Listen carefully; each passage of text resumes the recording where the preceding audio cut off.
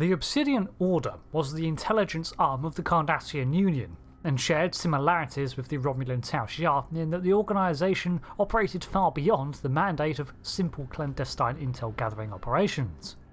Their influence and reach had extended to such an extent that they were essentially a separate entity within the Cardassian government with a large amount of power over it and the Union's citizenry. The origin of the Order is in the 19th century on Earth's calendar, but beyond that we know relatively little. What is discussed is done so in novels outside of the canon, but it's all we have, so let's take a look. Back in this time, the Cardassians were ruled by a collection of noble families who held most of the power, despite the Detapa Council being the actual government. In response to policing and curtailing the influence of these wealthy elite, the Council commissioned the Obsidian Order to investigate the internal affairs and granted it the power to police the populace, to act as a check against these families, and manage internal disputes among the feudal hierarchy. In order to mitigate its power, the Order was forbidden from owning military assets, and expected to work alongside the military while answering to the Council, but over the course of centuries, this would not remain the status quo. Eventually, the nature of Cardassia changed. It turned outwards, seeking to alleviate its resource issues through conquest of others, and the military complex grew into the Central Command. This was endorsed by the Detapa Council, and even the Obsidian Order, but it served to ultimately place the authority of Central Command over that of the government. In response to this, the Order too expanded its influence. The houses that once opposed it were, for the most part, a relic of the past, and so it developed a new focus on handling all Cardassians, expanding their purview to cover all matters of internal security. This was done, again, with the endorsement of the Council, unaware of the true dealings the Order was committing as they unwittingly granted more and more authority to the Obsidian Order. This was a gradual process, but by the 24th century, the Order had surveillance devices in the homes of every citizen and had become so adept at trafficking data that they also served as the government's intelligence bureau. The Obsidian Order, however, was still forbidden from military matters, and would often clash with the Central Command, while the Detapa Council could do nothing to interfere, the power they once now had long out of their hands. For the part of the Order, they continued to police the citizenry for sedition and traitors, but the strange thing was that they could find those traitors wherever they needed to.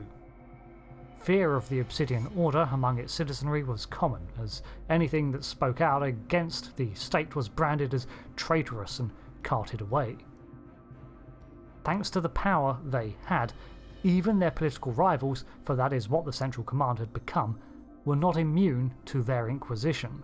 Coupled with their nature as the primary intelligence operatives, this means that, much like the Tau Shiar, the Obsidian Order had complete control of the flow of information both without and within the Cardassian Union. This influence only grew with the dissolvement of the Detapa Council and the transition of the Cardassian Union into a fully military government.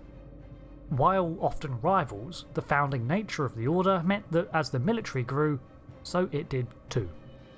At the top is a single head of the Obsidian Order, who commands over every operation in the organisation. It's then organised into cell structures, with each having operations or tasks to run, headed by a commander.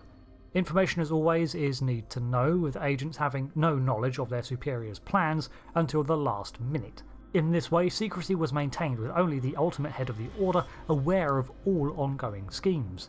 It retains the same ranking structure as the Cardassian military, in theory to equate the organisation's authority when they were dealing with each other. Agents themselves were often graduates of the Paramount Institute for State Intelligence, or occasionally recruited from other branches of office such as security or even Central Command forces. At the Institute, they were taught combat stratagems, spycraft, wilderness training, and had access to some of the largest Cardassian archives for research. These archives contained everything from unedited accounts of history to current-day gossip and rumour. The headquarters of the Obsidian Order was created by Khotan Darak, the same architect who designed the Nor-type space stations, while much technology was created by Mindor Timot.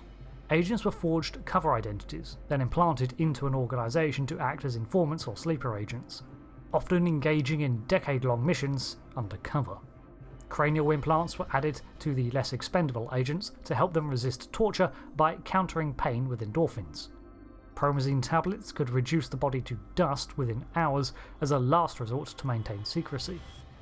The Order routinely practiced cosmetic surgery and minor gene alterations to disguise Cardassian agents to blend in with their target organisations.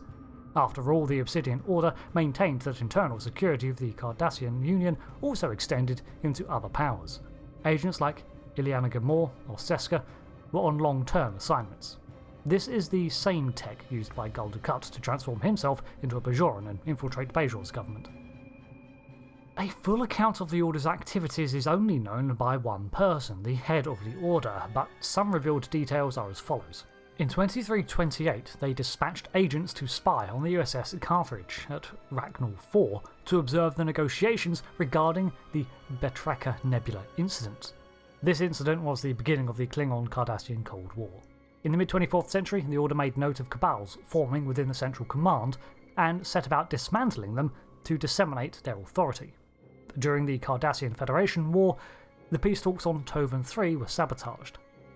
Between 2357 and 2361, the Order began to place extensive operatives on Bajor for long-term infiltration missions. In 2367, Seska was sent to Bajor to undermine resistance efforts and report back. Around 2368 to 70, Chakotay recruited her into the Marquis and she took that opportunity to infiltrate them too. When the Dominion threat began to emerge, the Obsidian Order, under the reinstated leadership of Inabaran Tain, reached out to the similar Romulan intelligence service, the Tal Shiar, to form an alliance. The two powers made a preemptive strike against the Dominion at the Battle of the Amarian Nebula. This was a large commitment for the Order, as they were not supposed to possess military equipment, let alone an armada of Cardassian ships, and this was a very open display of power. At this stage, the Central Command was really the only power within Cardassia that could even attempt to rival the Order's influence, but the efficient secrecy of the Order had blindsided even them. Unfortunately, Tain made the call to take command of the fleet himself, and the Dominion, frankly, were more efficient infiltrators than even the Order. With the Order's fleet destroyed and Tain captured, they were crippled as most of its operations ground to a halt. This is because of the Order's most glaring weakness. Its power consolidated in the hands of a few, and now they were dead. Almost no one else in the Order knew the structure of the rest of it, the plates the head had been spinning, and therefore could not continue to operate without the chain of command. The Obsidian Order was officially dissolved in 2371, and in 73, when the Cardassian Union joined the Dominion, a replacement service was created. This was the Cardassian Intelligence Bureau, and it was formed under the guidance of the Dominion, with the same operational brief, but with an even harsher mandate to police its own citizenry. This fed into the Cardassian dissident movement, and eventually led Cardassia to open rebellion against the Dominion allies, and the fate of the Bureau is unclear, as is the fate of many former Obsidian Order operatives. Some had joined the more public and severe Bureau, and I can imagine where they ended up after the rebellion. Some agents are expected to have split to join splinter factions, as best they could, such as the True Way organisation. But the Obsidian Order itself is gone, because it was not a Hydra, but a snake. Once the head was removed, it was dead, at least on paper. The minds behind it, however, persisted, and while Tain's loss meant the destruction of the Order, the Bureau emerging so swiftly to replace it shows that influential elements remain. I want to see how Cardassia fares in the wake of the Dominion War, because, after all the militant and secretive sections had done, the general populace were as much victims of the regime, if not more so. Originally there to act as a balance for rising powers within the elite of Cardassia, the Obsidian Order was granted more and more power to operate as Central Command's influence also grew. In the end, Both the Order and Command outstripped the Council's authority until both were crushed under the might of the Dominion. Thank you for watching this breakdown on the history of the Obsidian Order. I've been Rick, and I'll see you next time for another lore video. Until then, thanks again, and goodbye.